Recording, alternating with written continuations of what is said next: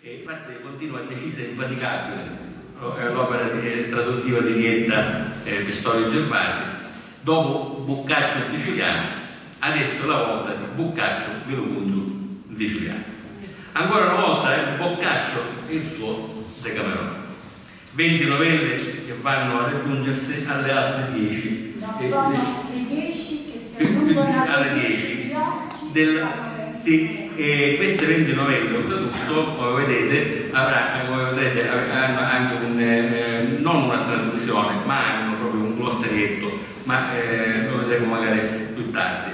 Ma lo sapete cos'è il Decamerone? Chiaramente è un'opera molto bella, soprattutto un'opera che indubbiamente fa parte delle pietre miliari della letteratura italiana, no? E quindi Nietta evidentemente poi magari ci dirà perché ha scelto proprio il Decamerone. E quindi sembra appunto che ci ha preso gusto per la prosa siciliana. Siamo amici Boccaccio. Una vera scommessa sottesa sia alla valorizzazione della lingua della nostra terra e sia pure allo stesso autore Boccaccio, che attraverso l'opera di Nietta abbiamo avuto modo di conoscerlo e apprezzarlo di più, insomma ce lo sentiamo un po' vicino, no? Ecco, questo è importante perché proprio questa duplice funzione, proprio la valorizzazione della lingua siciliana e anche la conoscenza di un autore che altrimenti magari noi l'avremmo studiato a scuola senza ulteriori approfondimenti. Invece questo Nietta ci ha dato questa possibilità anche di approfondire questo autore, perché chiaramente è un autore di cui noi leggiamo anche la sua, diciamo, dove si inquadra a livello letterario e la sua biografia. Ma ecco, io volevo puntualizzare una cosa, ed è anche una premessa che voglio fare. Non è facile la traduzione, non è facile perché da una lingua all'altra evidentemente ci vogliono tutta una serie tutta una serie di adempimenti precisi. Infatti occorre una conoscenza profonda della lingua, in questo caso la lingua siciliana ovviamente, ma una preparazione storico-letteraria non indifferente. Nietta ci è riuscita egregiamente poiché ha messo a frutto 4 elementi importanti, no? Quale, ecco, la nozione presa in famiglia attraverso la parlata appunto dialettale e la famiglia. Noi abbiamo visto anche quando ho presentato il libro Nietta, La passata del Trago dei Corpi, ha parlato molto della sua nonna, no? E questa nonna sicuramente dovrebbe essere stata decisiva, ha lasciato l'impronta ben precisa, come tante volte le nonne allora le lasciavano. Oggi magari le lascerebbero le nonne, solo che purtroppo il problema è che siamo noi stessi poi a non recepire come di dovere. E poi la passione per la tradizione. E Nietta, come un po' tutti noi, quindi Nietta è figlio del Novecento e noi siamo tutti figli del Novecento e quindi chiaramente abbiamo un modo di intendere la tradizione in maniera diversa, in maniera differente da come oggi siamo più radicati. Siamo più radicati perché abbiamo più valore, nel senso che siamo stati costruiti con dei valori diversi rispetto a quelli di oggi, che sono costruiti sui media, anche sui falsi messaggi, e quindi di conseguenza queste tradizioni naturalmente passano in sottordine, forse manco sanno che cos'è la tradizione, e questo è un problema serio evidentemente, che poi si traduce in tutto quello che noi vediamo oggi come violenza giovanile.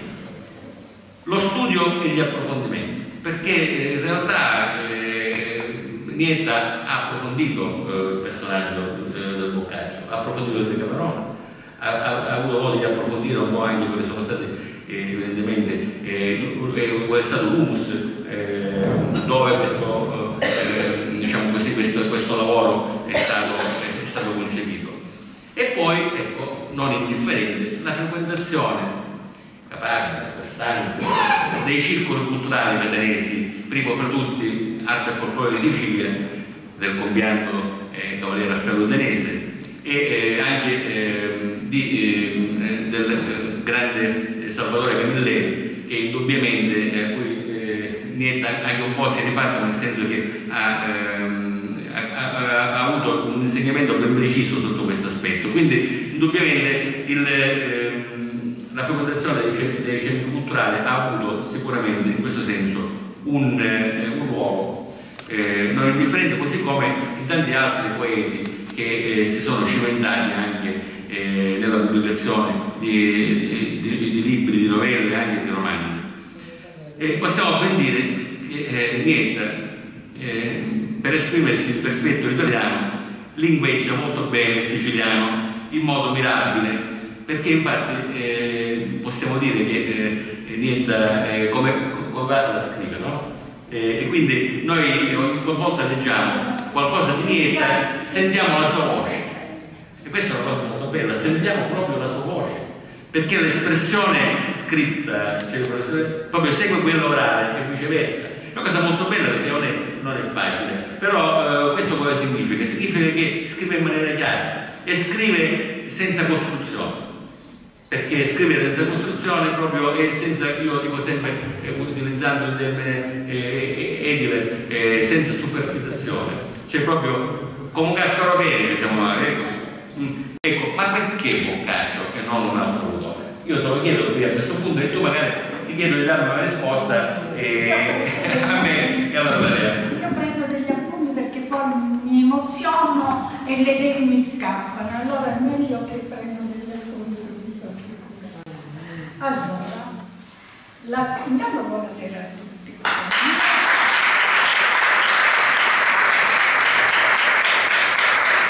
Allora, mi sentite perché ho la voce un po' bassa, per favore. La traduzione del Decamerone mi è stata suggerita dal professore Salvatore Camilleri. Un giorno mi dice: adesso che hai imparato a scrivere il siciliano, perché non traduce il Boccaccio?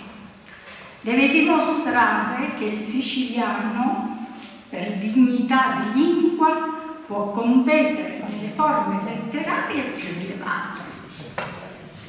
Non dimentichiamo che il siciliano, oggi dialetto, è stata una lingua di grande cultura. La prima volta che me lo chiese io credetti scherzasse, poi me lo chiese ancora ed io, che accetto le sfide, mi sono ritrovata a leggere dopo tanti anni il Decamerone. E devo dire che non l'ho trovato così spregiudicato come pensavo una volta, ma brillante, irriverente sì, specialmente con il clero, e senso. Adesso volevo presentare il mio libro. Questo è il mio libro, Boccaccio Virubundo in siciliano. E qui 20 novelle dal Decamerone, 20 novelle le avevo già pubblicate anni fa. Adesso da recente ho tradotto altre 20 novelle e le ho accorpate in questo libro di 250 pagine circa. In copertina abbiamo il particolare di un dipinto del Botticelli, Il banchetto nel bosco, che è stato ispirato da una delle novelle che troverete tradotte qui da me e che racconta l'amore infelice di Nastasio. Allora, troverete pure dei disegni, 11 disegni ispirati alle novelle. Questi disegni sono di Grazia Pistorio, mia sorella, la signora seduta là.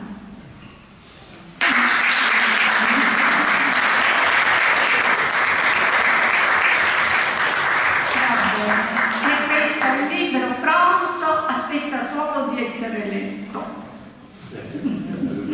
Adesso della vita del Boccaccio ci parlerà il presidente del Marranzano, Antonino Magri.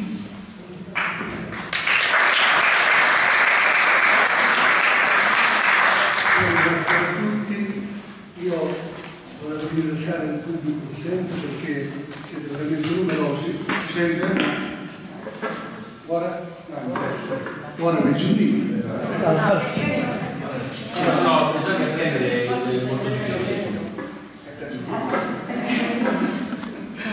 Volevo ringraziare il pubblico presente perché se siete così numerosi vuol dire che la nostra nietta lo merita, è ben voluta. Devo dire che mi onora anche la presenza di ben 2 assessori del comune di Gravina, Patrizia Costa e Mimmo Ravisato, che sono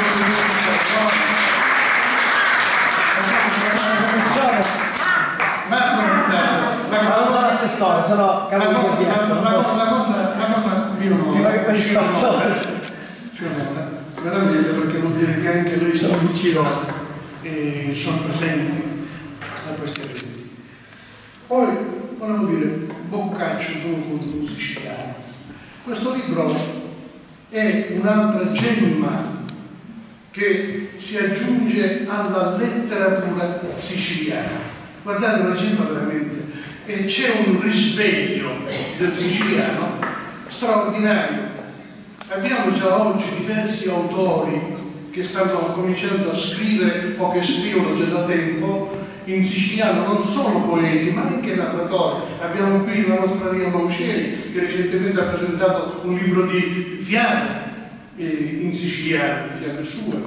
Abbiamo Alessio Patti che spazia veramente nei più grandi autori e traduce Shakespeare, ad esempio, ora il Cantico dei Cantici, che sarà presentato a breve a Gravina. Quindi veramente c'è un grande risveglio della nostra meravigliosa lingua siciliana e consideriamo che la lingua siciliana è quella che ha dato origine all'italiano in un certo senso, perché se Dante ha formato il dolce stil nuovo, si chiamava stil nuovo perché evidentemente c'era lo stil vecchio prima, e lo stil vecchio era quello siciliano alla scuola di secondo risveglio. Quindi la lingua siciliana è una lingua veramente nobile che merita di essere rivalutata, merita di essere scoperta e che ha alle spalle una vastissima letteratura, quasi 7 secoli, 8 secoli di letteratura alle sue spalle. Quindi è veramente un onore oggi essere qua con Nietta a presentare questo meraviglioso libro. Ma il mio compito, non voglio dare il compito a Sandro, che è stato veramente meraviglioso. Il mio compito stasera è quello di parlare un po' di Boccaccio, di presentare Piero Boccaccio, questo personaggio che in un certo senso è semi-sconosciuto. Dante è più conosciuto, Petrarca anche, perché erano dei poeti. Boccaccio è un narratore. Ci sente o non ci sente? Boccaccio è un narratore. È un narratore che ha avuto una importanza basilare per la formazione della nostra lingua. Non era un piccolo, quindi era veramente geniale, ma sempre lui, non lo so. La sua opera più celebre è quella che stiamo presentando stasera, il Decamerone, chiaramente. È una raccolta successiva, è una raccolta di novelle che nei secoli successivi, non subito, nei secoli successivi fu determinante per la tradizione letteraria italiana. Soprattutto dopo che nel XVI secolo Pietro Bembo elevò lo stile boccacciano a modello della prosa italiana. Quindi questo stile di scrittura di Boccaccio fu ripreso qualche secolo dopo. Boccaccio, insieme a Dante Alighieri e insieme a Petrarca, fa parte delle cosiddette 3 corone della letteratura italiana. Sono quelli che fondarono, che misero le basi per la letteratura italiana e per la lingua soprattutto italiana. Ed è inoltre ricordato Boccaccio come uno dei precursori dell'umanesimo, nel quale contribuì a gettare le basi presso la città di Firenze, insieme a Petrarca, perché divennero molto amici. Boccaccio con Petrarca erano contemporanei e divennero molto amici. Fu anche colui che diede inizio alla critica e filologia dantesca. Boccaccio si dedicò a ricopiare i codici della Divina Commedia e fu anche il promotore dell'opera e della figura di Dante. Fu lui che lo fece conoscere veramente. A Boccaccio si deve infatti l'epiteto divina, prima la commedia si chiamava commedia, quella di Dante.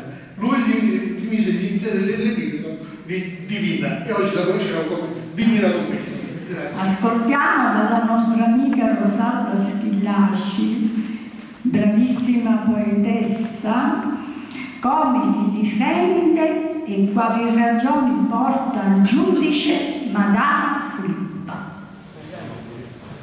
Lo giudice la tagliava e videndo lasciar belle rimanere digni di magna considerazioni, a così come attestava lo square coraggioso, appena con passione libera.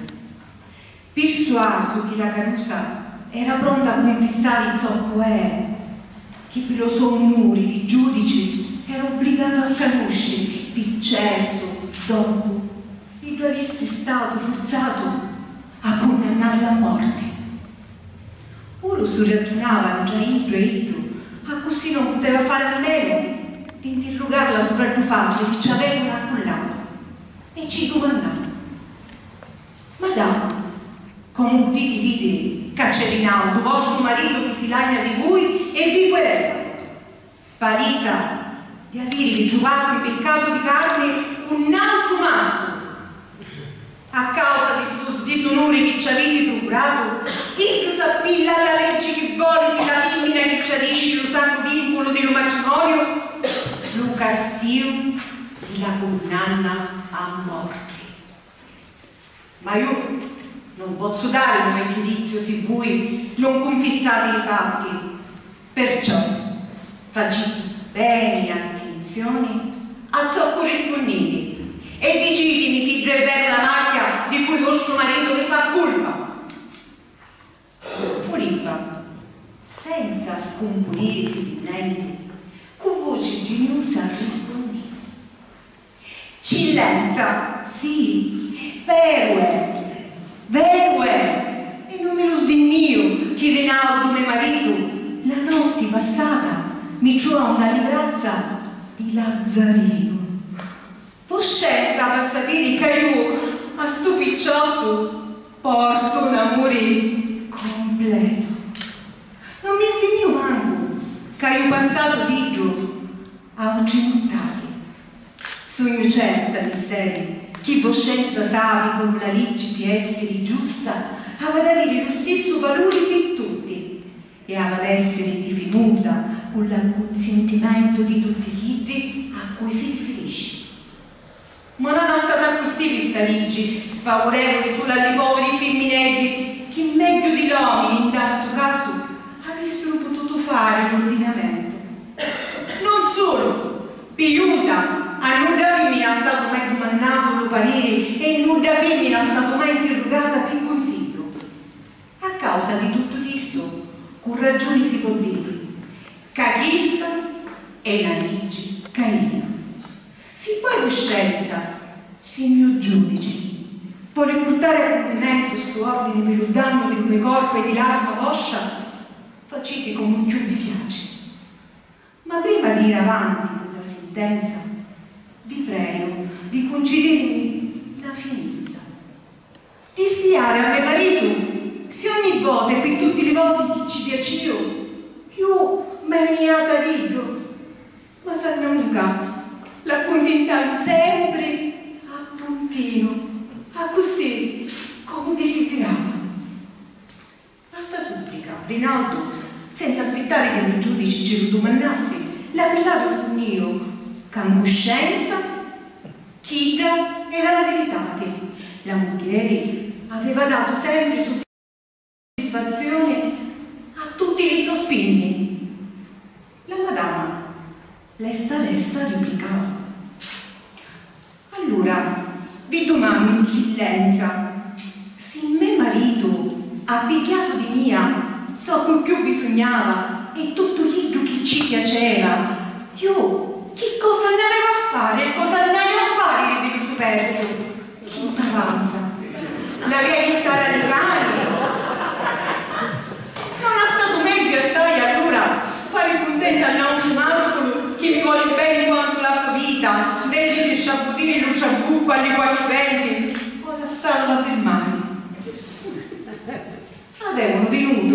assistere all'interrogatorio di Madama Filippa, femmina tanta ammontuata, quasi tutti i fratisi, che si intende una risposta assai succosa, dopo tanti risatoni assai cruciali che la signora aveva parlato buona e che aveva ragioni. Avanti che ognuno tornava alla sua casa, lo potesta voce mutare da ricci super chiusa, la lasciò solo per caschiare di femmini che andavano i mariti per denari. Rinaldo, a conclusione, arrestò un ciunato e sentio ribummato, mentre Filippa, libera e contenta quasi di un fuoco di un castigo abbrivisciuta a nuova vita, se ne tornava al suo palazzo, vittoriosa.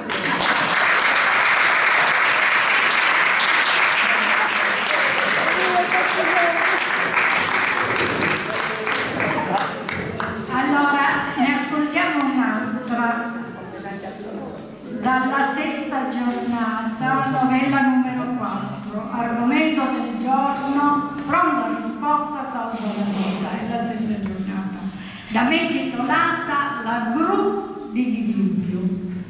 Ce lo racconta Antonino Magri, presidente del gruppo Marranzato.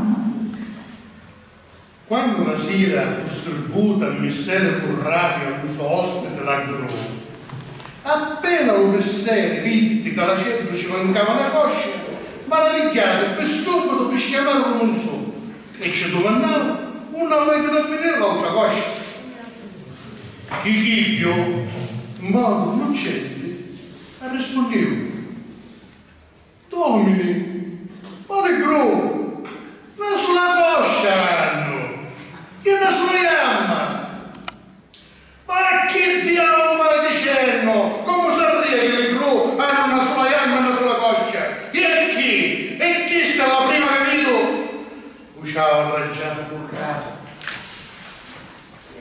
E Chichibio, con la faccia d'impigna, si chitava: Messere, a così è proprio come un venivo. E quando volete ve lo dimostro con le Gru vive.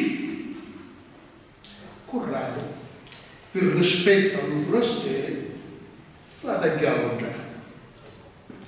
Solo replicavo: visto che me lo puoi a dimostrare che le Gru vivi, cosa che io non avevo visto e che non hai visto mai, il suo portento me ne voglio accertare domani mattina. Io sono contento, ma ti dico pure che se tu non è così, ti faccio dare una tale fraccata di legnate che te la ricordo per tutta la vita, se tu ci cambi. Finute le sera le parole, la mattina dopo, con la prima luce, che era Currato, che nonostante la nottata non aveva digeruto la raggia, ancora unchiato, su sio e comandò di portarci il cavallo. Fece montare a Chichibio sopra un cavallo vecchio e si dirigeva a Ghirnacimara, un di capomattina passavano sempre nel gruppo, e disse: ora siamo alla verità e potremo sapere ieri e potremo sapere che ieri sera aveva ragione. Chichibio si vedeva perso, tanto più perché lo suo padrone era sempre sentiato forte, non sapendo come fare a riconoscere la monsignoria, io mi avrei accorrato tutto scantato e potendo se l'avesse slignato, ma non lo poteva fare e si furriava a guardare di tutti i lati, però vedeva solo la gente che stavano dritta sopra tuzzando. Erano quasi arrivati vicino allo sciume, quando Chichibio per primo vide 12 gru che si riposavano sopra una gamma sola, a così come fanno sempre sta gente quando dormono. Prontamente le mostrava a correre: guardate, Domini, so come vi diceva ieri sera, rispondo la verità, perché se tagliate il gru da sotto, voi stesso potete vedere con l'occhio vostro che hanno una sola coscia. Disse Currato: Aspetta che ora da un mostro che danno due. E avvicinato dalla cerchia usciò. Wow, wow! A due grido, ritrò, tirato a fare l'altra cosa e cominciava a correre. Corrado, furiano si disse alla console. E allora, che te ne pare, babbone? Ti pare che ne hanno una o due? Chicchibio non ha picchiato lo stesso, non sapendo di un vedevano due parole, replicava. In serio, sì, ragione avete. Ma di sicuro voi non ci cuciaste uomo a quinta di sera. Se l'avessero fatto, io ti avessi dato a fare l'altra coscia, proprio come hanno fatto questi. A Corrado stava risposta ci piaceva assai. Tutta la corna si tramutava in allegrizia e sentenziava: Chicchibio, ragioni hai, non ce l'avevo a fare, uomo! A così, una risposta pronta e soffusa, calata forse da lucerna, Chicchibio si scansava di dramma l'avventura e si appasciava con lo suo mistero.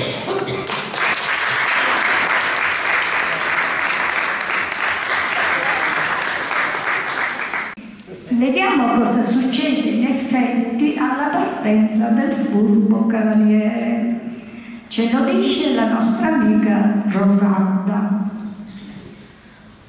La madama non faceva altro che pensare alle parole di un innamorato, all'ubello cavallo diparato dato per reale.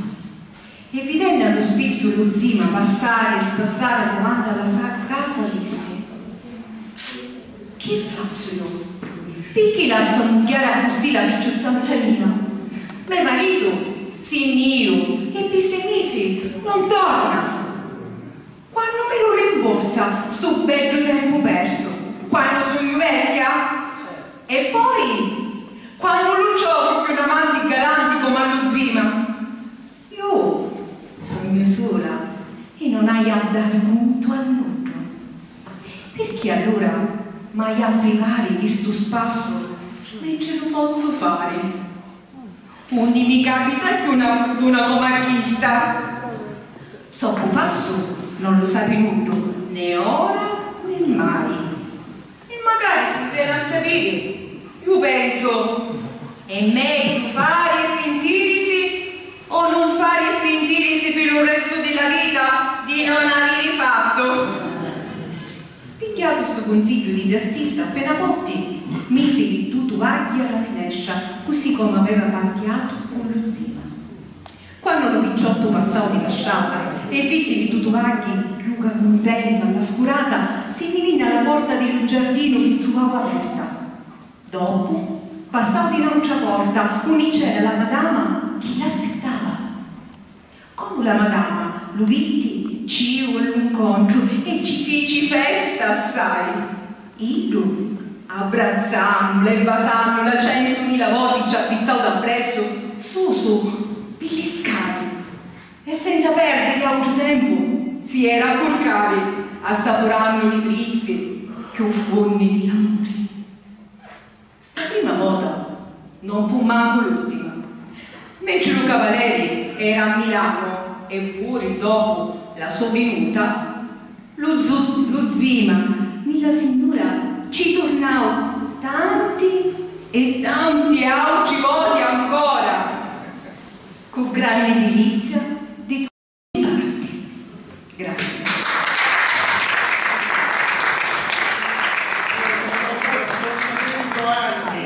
E questa è la dimostrazione che uno era e uno è.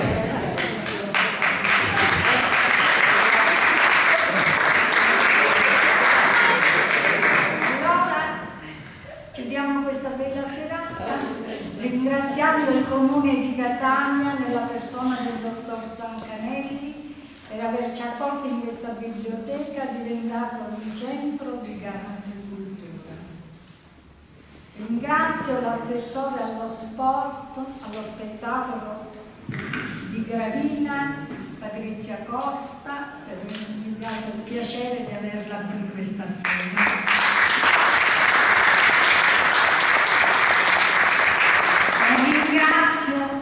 capo di gabinetto del sindaco di Gravina, Marco Rapisarda. Ringrazio Sandro Privitera, presidente del Circolo Culturale Vincenzo Paternò Tedeschi, il presidente del gruppo Marranzato Antonino Magrini, la amica poetessa Rosalba Schillaci per aver e ringrazio pure Don Felice Buongiorno, che lui di solito quando riceve un invito dice sempre io non vai a Lugapanna, stasera l'abbiamo vinto. Dov'è?